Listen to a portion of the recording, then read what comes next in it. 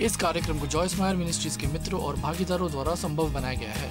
आप में से हर एक के मन में सपना है और आप एक लंबे समय से प्रतीक्षा कर रहे हैं। मैं चाहती हूँ आप अपनी आंखें बंद करके केवल ये सुने। यदि ये धीमा लगता है तो इसकी प्रतीक्षा करें, ये यकीनन आएगा, ये देर नहीं करेगा।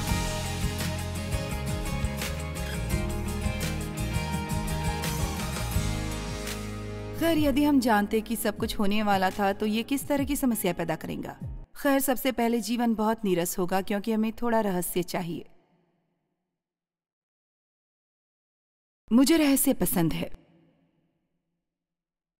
और यदि हम जानते कि ये सब कुछ होने वाला था तो हमें अपने जीवन में इन चीजों को लाने के लिए परमेश्वर का भरोसा नहीं करना चाहिए। और ये अच्छा नहीं लगेगा क्योंकि परमेश्वर पर भरोसा करना उन चीजों में मुख्य है जिन्हें करने की हमें जरूरत है। उसके साथ हमारे संबंध का ये एक बड़ा हिस्सा है। न जानना हमें आध्यात्मिक रूप से आलसी होने से बचाता है। हेलो, न जानना हमें आध्यात्मिक रूप से आलसी होने से बचाता है। इससे हम परमेश्वर को पाने की, परमेश्वर को तलाश करना और प्रार्थना करना और सीखना और बढ़ने की इच्छा रखते हैं। लेकिन यदि आप सब कुछ जानते और यदि आपको पता होता कि सब कुछ होने वाला था तो ये कुछ नहीं होता। जरा सोचिए, परमेश्वर जानता है वो क्या कर रहा है। और यदि हम जानते कि कब, तो हो सकता था कि हम तब तक पाप में रहने की लालसा करते। नहीं, आप कहे हाँ। परमेश्वर जानबूझकर हमसे जानकारी रोक सकता है और हमें विश्वास करना चाहिए कि हमारा समय उसके हाथों में है। और जब समय सही है तो न कोई नरक का शैतान और न कोई जमीन पर का व्यक्ति परमेश्वर को आपके जीवन में आने से रोकेगा। क्या आपने सुना?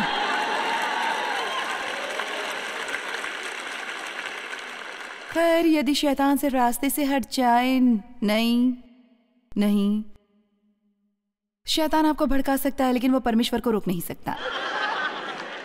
आप अपनी आंखें परमेश्वर पर लगाए रखें और जब सही है, जब समय सही है तो परमेश्वर आपके जीवन में वो करेगा, वो आपके जीवन में करना चाहता है और कोई उसे रोक नहीं पाएगा। आमीन। यूहन्ना अध्याय 13:7, यीशु ने उसको उत्तर दिया कि जो मैं करता हूं तू अब नहीं जानता परंतु इसके बाद समझेगा। आप में से कितने हैं जो कुछ ऐसी चीजों में से होकर गुजरे हैं जिसका आप बिल्कुल भी यकीन नहीं कर रहे थे। साल आपका वैसे ही गुजरा, आप काफी कंफ्यूज रहे। अब आप पीछे देखते हैं और आप जानते हैं कि वो क्यों होना था। ये मजेदार नहीं है। कितने हैं? मैं आपको एक उदाहरण दूंगी। जब अपनी पूर्णकालिक नौकरी होने के कारण अभी भी मैं अपनी छोटी सी घरेलू बाइबल स्टडी कर रही थी। मेरे पास वास्तव में ठीक से अध्ययन करने और सोने का समय नहीं था। और आप जानते हैं मैं बच्चों की परवरिश कर रही थी, मेरे पास बच्चे थे, मेरे पास पूर्णकालिक नौकरी थी और इसलिए मुझे ऐसा महसूस होना शुरू हुआ जैसे परमेश्वर मुझसे चाहता था कि मैं अपनी नौकरी छोड़ दूं। लेकिन समस्या ये थी कि यदि मैं नौकरी छोड़ देती तो हमें $40 की कमी होने वाली थी और वो था इनमें से कुछ भी ना कपड़ों के लिए या कार रिपेयर के लिए या किसी चीज के लिए, वो सिर्फ बिलों के भुगतान के लिए था। लेकिन मुझे बस यही लगता रहा कि जैसे परमेश्वर मुझसे यही करवाना चाहता था।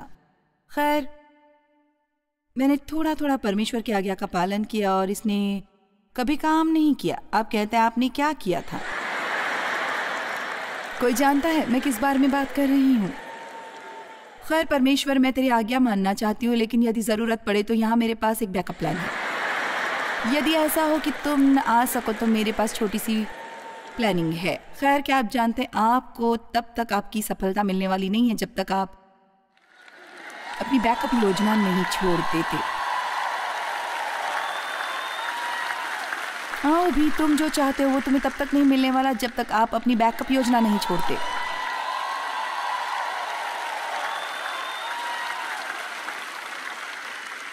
देखो, यदि आप बेहतर व्यवहार करते हैं तो मैं आपको ज्यादा उपदेश दूंगी। आखिर मुझे मेरी अंशकालिक नौकरी से निकाल दिया गया।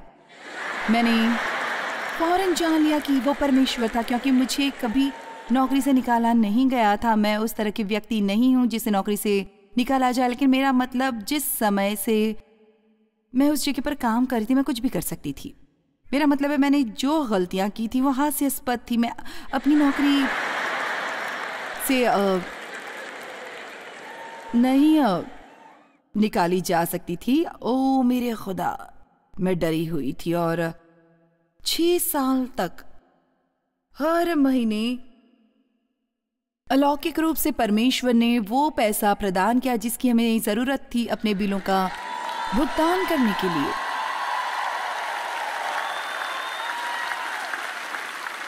अब जब मैं पीछे देखती हूँ, मेरे जीवन के कुछ अनमोल वर्ष थे और परमेश्वर के साथ ऐसा संबंध वाला समय जब मैं उन छोटी छोटी चीज़ों को देखती हूँ जो उसने मेरे लिए की थी, जो मैं जानती थी कि वही था, संभव तो कोई और नहीं। लेकिन आप जानते हैं, मैं वास्तव में सचमुच उस तरह से जीने से थक चुकी थी। कब परमेश्वर, कब मैंने बड़ी कुर्बानी दी है, तो कब हमारे लिए कुछ समृद्धि लेकर आने वाला है। हम दशमांश देते हैं, हम दे रहे हैं, मैं प्रचार कर रही हूं, मैं शिक्षा दे रही हूं।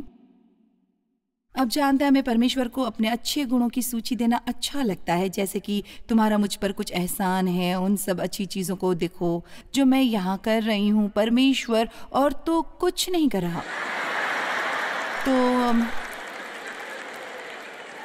मेरे पास्टर आए जो एक अच्छी रिपोर्ट साझा करना चाहते थे। उनके पास एक स्पीकिंग एंगेजमेंट थी जिसके लिए मैं बेताब थी कि कुछ मुझे मिलने वाला है बोलने के लिए। और वो आए और उन्हें एक बड़ी पेशकश मिली थी और 2 या 3 लोगों ने कहा कि वो उनके साथ भागीदार होना चाहते थे और वो पूरी तरह उत्साहित था और उसने मुझे अपनी अच्छी खबर बताई और मैंने वही किया जो हम करते। ओ प्रभु की स्तुति हो, तेरा धन्यवाद। और आइए भी, खैर कम से कम मैं ऐसा करने की कोशिश तो कर रही थी जैसे कि मैं जानती थी कि मुझे करना चाहिए था। और फिर अचानक से जैसा उसने कहा, ओह क्या ये ठीक है कि मैं तुम्हें बता रहा हूँ? मैंने नहीं, ओ मैंने ऐसे नहीं, मैं चाहती हूँ तुम चुप रहो। लेकिन मैंने वो सब कहा। आप में से कितने हैं जो समझ रहे हैं कि मैं क्या कह रही हूँ? आप जो सुनते हैं वो लोगों को बताते हैं। आप किसी दूसरे की महान गवाही सुनने की सराहना नहीं करते। आइए भी ईमानदारी से कहिए, चलिए ईमानदार बनिए।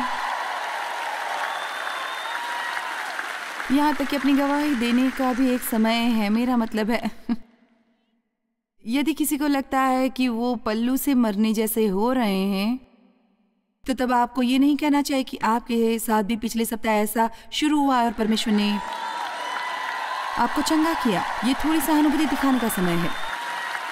आमीन। मैंने उनके लिए सच में खुश होने का दिखावा किया और जब वो चले गए, मैंने जाकर स्वयं को अपनी बेटी के बिस्तर पर गिरा दिया और मैं रोई रोई रोई रोई रोई रोई और रोती रही। और जब मैं बिस्तर पर से उठी, मैंने कहा, यीशु, मुझे परवाह नहीं कि मुझे एक भी परिणाम दिखाई ना दे, तो भी मैं दशमांश देना और दान देना जारी रखूंगी जब तक तो मुझे लेने नहीं आता। और उस दिन से हमारी आर्थिक स्थिति बदल गई। मैंने पहले जो कहा था उस पर वापस आती हूँ। केवल एक परिणाम हासिल करने के लिए हमें परमेश्वर की सेवा करना बंद करना होगा। आपने मेरी बात सुनी, लेकिन परमेश्वर के साथ हमारे संबंध में हमें कैसा व्यवहार करना है इस पर आधारित नहीं है कि हम उनसे क्या चाहते हैं। उसने पहले से ही हमें किसी से भी अधिक दे रखा है जो संभवतः 1 लाख जीवन काल के लायक हो सकता है। समझ रहे मैं क्या कह रही हूँ? आप मेरी बात समझ रहे हैं ना? खैर, मुझे समझ नहीं आया कि हम उसमें से क्यों गुजर रहे थे। इसका कोई मतलब नहीं था। हमने कुर्बानी दी थी, हम जो सही था वो करने की कोशिश कर रहे थे। खैर, अब मैं जानती हूँ, मैं इसे पूरी तरह समझती हूँ, क्योंकि तब हमें महीने के $40 चाहिए थे। आप अपनी कुर्सी से गिर जाएंगे यदि मैं आपको बताऊं कि हर महीने इस मिनिस्ट्री को चलाने का कितना खर्च होता है। और क्या आप जानते हैं, मैंने कभी इस बारे में सोचा नहीं। परमेश्वर ये पैसा लाता है। हम अपने सम्मेलनों के लिए दान नहीं लेते। हमारी मिनिस्ट्री पर कोई कर्ज नहीं है, कुछ भी नहीं, बिल्कुल नहीं। हमने कभी 1 सेंट भी ब्याज का नहीं दिया, क्योंकि हमने कभी पैसा उधार नहीं लिया। और ये महीने का $40 हुआ करता था। लेकिन देखो, यहीं से मैंने सीखा कि परमेश्वर पर भरोसा कैसे करें। इससे पहले कि आप दुनिया भर की मिनिस्ट्री के लिए परमेश्वर पर भरोसा कर सकें, आप पहले परमेश्वर पर भरोसा करें। आइए भी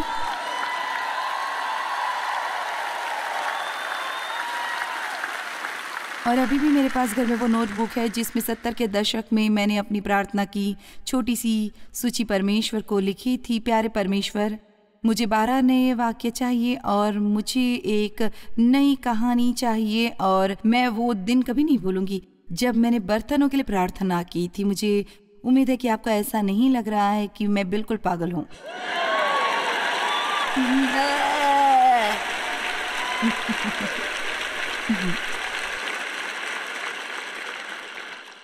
इस तरह की चीजें जो आपको परमेश्वर से जोड़ती हैं, मेरा मतलब है, क्योंकि मैं जानती थी कि परमेश्वर ही था। और देखो, ये कहना कि हम परमेश्वर पर भरोसा करते हैं एक बात है, लेकिन जब हम वास्तव में परमेश्वर पर भरोसा करते हैं तो हम उसके विश्राम में प्रवेश करते हैं। परमेश्वर पर भरोसा करने की कोशिश निराशाजनक है, लेकिन जब आप वास्तव में उस पर भरोसा करते हैं तो आप वास्तव में उस स्थिति के बारे में चिंता नहीं करते, क्योंकि आप जानते हैं कि परमेश्वर आपको संभाल लेगा। आप नहीं जानते कि आप कब का अनुमान लगाने की कोशिश नहीं कर रहे हैं। आप नहीं जानते कि कैसे का अनुमान लगाने की कोशिश नहीं कर रहे हैं। आप तो सिर्फ ये जानते हैं कि परमेश्वर करेगा। ये बस किंचित संभव है, मैं जानती हूं, लेकिन ये संभव है कि आप परमेश्वर पर किसी ऐसी चीज के लिए विश्वास कर रहे हैं जो आपके पास होनी नहीं चाहिए, बिल्कुल भी नहीं। ये सब अच्छा नहीं था, है ना? खैर, हम देखने वाले हैं कि वो वास्तव में कितने आध्यात्मिक हैं। ये बिल्कुल संभव है कि आप किसी ऐसी चीज के लिए परमेश्वर पर विश्वास कर रहे हैं जो आपके पास नहीं होनी चाहिए।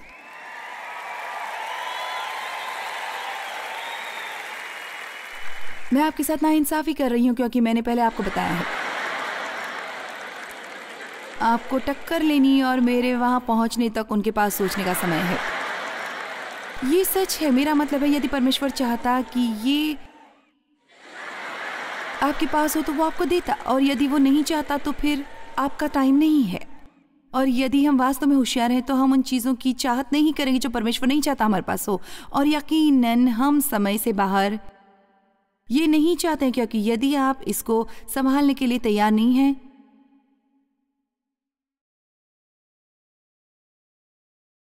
यूहन्ना 16:12, यीशु ने कहा, मुझे तुमसे और भी बहुत सी बातें कहनी है, परंतु अभी तुम उन्हें सह नहीं सकते। वाह, आश्चर्य है कि परमेश्वर वो जानता है जो मैं नहीं जानती। आप जानते हैं, अब मैं बूढ़ी हो रही हूं। मैं कभी कभी परमेश्वर से पूछती हूँ, मैं कितना लंबा जीने वाली हूँ, मैं कब मरने वाली हूँ, मैं कैसे मरने वाली हूँ, क्या ये कष्टदायक होगा या फिर बिल्कुल भी नहीं। आप जानते हैं, आप कुछ अजीब बातों के बारे में सोचना शुरू करते हैं। आप में से कुछ जो अपने 20वें साल में, उनमें से एक बात करती हूँ। भजन संहिता में एक वचन में लिखा है, कभी मैं जवान था लेकिन अब मैं बूढ़ा हूं। हर दिन आपकी उम्र बढ़ रही है। मैं इस पर एक पुस्तक लिखने वाली हूं कि बिना बूढ़े हुए उम्र में कैसे बढ़ें। आमीन। मैं गंभीरता से इस पुस्तक पर काम कर रही हूं जिसका नाम है एजिंग ग्रेसफुली। मेरा मतलब है, आपको चाहिए, उम्र एक नंबर है लेकिन बुढ़ापा एक मानसिकता है। परमेश्वर आपको ऐसी चीजें नहीं बताता। मैं नहीं जानती, किसी दिन ये बस खत्म हो जाएगा और मैं चली जाऊंगी। यदि आप ठीक ठाक जानते कि परमेश्वर इस कमरे में से आप में से कुछ का कितना बड़ा उपयोग करने वाला था, तो आप स्वयं में इतना अहंकारी हो जाते कि ये दैन्य होता। ठीक है, मैंने एक ब्यौरा लिखा है, मैं चाहती हूं आप इसे समझें।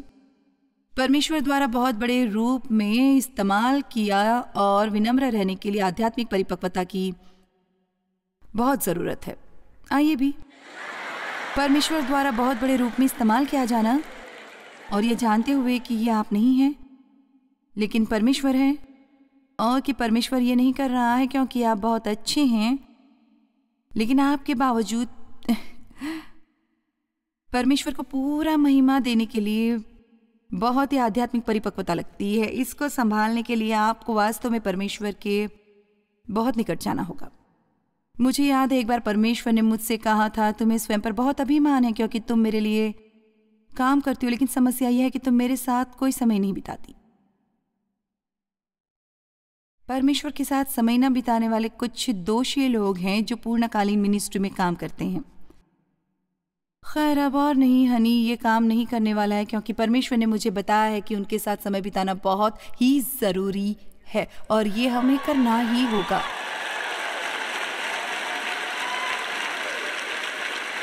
मेरा समय तेरे हाथों में है। इस बारे में क्या, जब परमेश्वर आपको किसी चीज का एक पक्ष दिखाता है,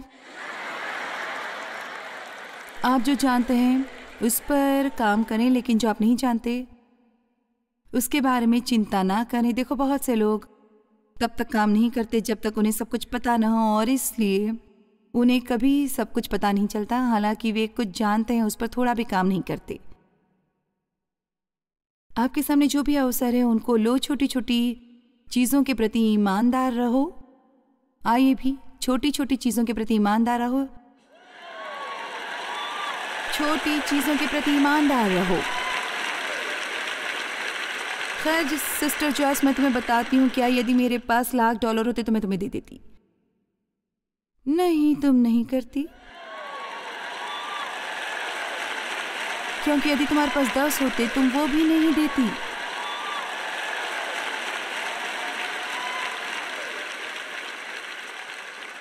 यहाँ है भजन संहिता 31 वचन 14-15, परंतु हे यहोवा, मैंने तुझी पर भरोसा रखा है। मैंने कहा, तू मेरा परमेश्वर है, मेरे दिन तेरे हाथ में है, तू मुझे मेरे शत्रुओं और मेरे सताने वालों के हाथ से छुड़ा। हबक्कुक 2 वचन 3, क्योंकि इस दर्शन की बात नियत समय में पूरी होने वाली है, वरन इसके पूरे होने का समय वेग से आता है। इसमें धोखा न होगा, चाहे इसमें विलंब भी हो तो भी उसकी बाट जोते रहो, क्योंकि वो निश्चय पूरी होगी और उसमें देर न होगी। आप में से हर एक जिसके मन में एक सपना और आप एक लंबे समय से प्रतीक्षा कर रहे हैं, मैं जानती हूँ आप इसकी प्रतीक्षा करें। आप अपनी आंखें बंद करें। आपको अगर ये धीमा लगता है तो वो यकीनन होगा। अगर वो धीमा लगता है तो इसकी प्रतीक्षा करें, वो यकीनन होगा, इसमें देरी नहीं होगी। हर कोई कहे सही समय पर। अब आपकी यात्रा लंबी हो सकती है, लेकिन आज रात आप निर्णय कर सकते हैं कि इसका मजा लें। आप जितना समय परमेश्वर की प्रतीक्षा कर रहे हैं उस समय का मजा ले सकते हैं, यदि ऐसा करने के लिए आप अपना मन बना लेते हैं। भावनात्मक रूप से विचलित ना हो। यीशु ने भावनात्मक रूप से विचलित होने से इनकार किया है। किसी चीज को समय से पहले जन्म देने की कोशिश न करें। सबोपदेशक अध्याय 3 में लिखा है, हर चीज अपने अपने समय पर सुंदर होती है, अपने समय से बाहर, लेकिन ये इतना सुंदर नहीं होता। और शैतान आपके लिए अवसर प्रदान करेगा। जब मैं ऐसी थी जैसे इतनी मजबूती से चाहती थी कि मेरी मिनिस्ट्री बढ़े और बड़ी हो, और मेरे खुदा, ये बिल्कुल ऐसे था, बड़ी बड़ी बड़ी बड़ी, इसके सिवाय कुछ और नहीं सोच सकती थी। हमें बड़े होने का नशा हो जाता है। हर चीज बड़ी होनी चाहिए और एक प्रमोटर, हाँ उनके पास प्रचारकों के लिए भी प्रमोटर है। मैं वहाँ कैलिफोर्निया में थी और उसने हमसे संपर्क किया और कहा यदि आप मुझे काम पर लगाएंगे और मुझे आपका एजेंट होने देंगे तो मैं आपके लिए सभी तरह के अनुबंधन लाकर आपको प्रसिद्ध बना सकता हूँ। खैर प्रलोभन आओ अभी आप जानते मैं किस बारे में बात कर रही हूँ। लेकिन उस दोपहर में अपने बिस्तर पर लेटी थी और उस रात मीटिंग में जाने से पहले प्रार्थना कर रही थी और मैं अपने अंदर मन में जानती थी कि ये वो नहीं था जो परमेश्वर चाहता था। और इसलिए मैंने आखिर यही कहा, आखिर परमेश्वर या तो मुझे बढ़ावा दे या मैं कभी आगे नहीं बढ़ूंगी।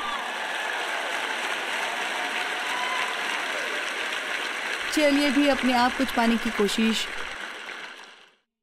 करने की गलती ना करें जो अब्राहम और सारा ने की थी, क्योंकि परमेश्वर आपके अनुरूप पर्याप्त तेजी से नहीं बढ़ रहा है। और अंततः मैं कहती हूँ कि बाइबल में नई और पुराने दो नियमों के बारे में बताया गया है, कामों के नियम, अनुग्रह के नियम, काम करने के नियम, और नियम और अधिनियमों का पालन करना, और फिर ये सोचना कि उसके कारण आप कुछ पाने के लायक हैं, या परमेश्वर पर भरोसा करने का या उस पर विश्वास करने का और उसका आज्ञाकारी होने का और आपके पक्ष में होने के कारण आपके लिए काम करने देने का नियम, इनको पेश किया गया है। इन नियमों को गलतियों में दर्शाया गया है।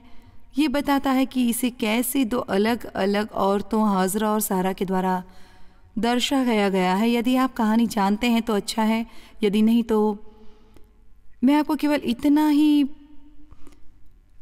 बताने वाली हूँ ताकि आप पूरी तरह से अनजान न रहे। परमेश्वर ने अब्राहम से वादा किया था कि उसके अपने ही शरीर से एक बच्चा होगा, लेकिन उसकी और सारा की बच्चे पैदा करने वाली उम्र नहीं रही थी, इसलिए ये एक चमत्कार ही होना था। और रोमियो अध्याय 4 में लिखा है, इब्राहिम में आशा खो देने के सभी मानवीय कारण थे, उसमें विश्वास में आशा की।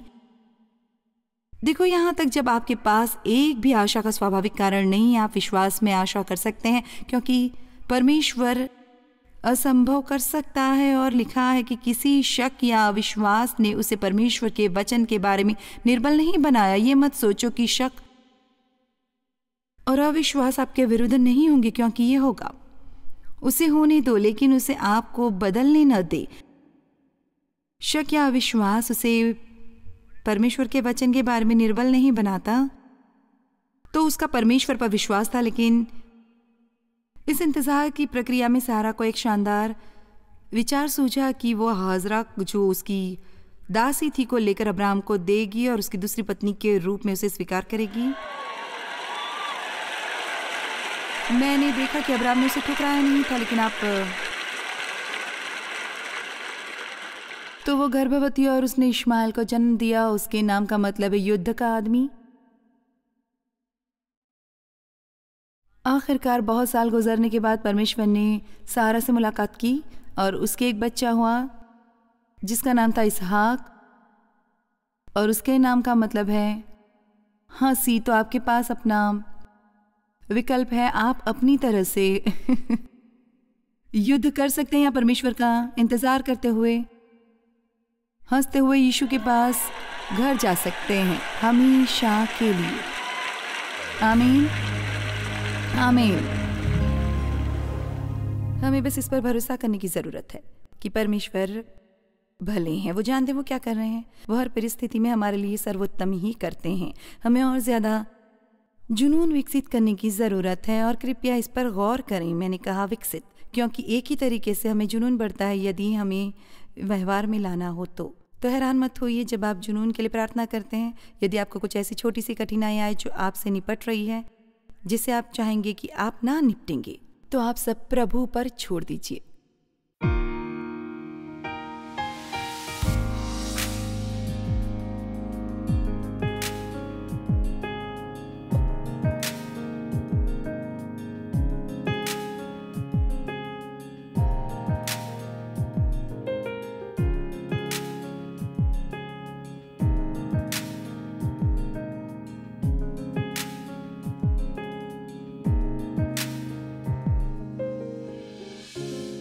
इस कार्यक्रम को जॉयस मायर मिनिस्ट्रीज के मित्रों और भागीदारों द्वारा संभव बनाया गया है।